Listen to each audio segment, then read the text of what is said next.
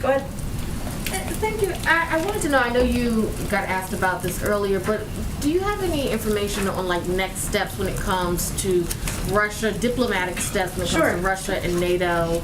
Are there any plans for more talks, more meetings of that nature?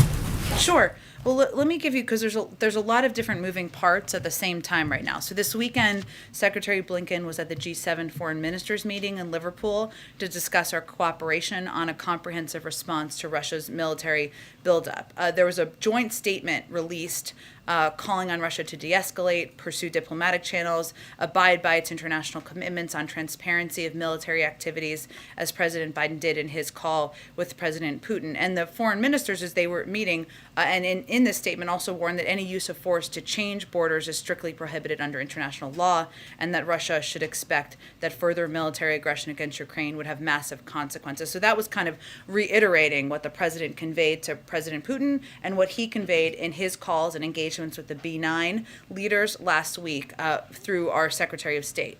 Also from the State Department, Assistant Secretary for the Bureau of European and Eurasian Affairs, Dr. Karen Donfried, is in Kyiv today and will visit Moscow tomorrow to meet with senior government officials to discuss Russia's military buildup and to reinforce the United States' commitment to Ukraine's sovereignty. She will emphasize that we can make diplomatic progress on ending the conflict in the Donbass through implementation of the Minsk agreements in support of the Normandy format. Following that trip, she's going to travel to Brussels to consult with NATO allies and EU partners, which has been kind of how we have approached this to date.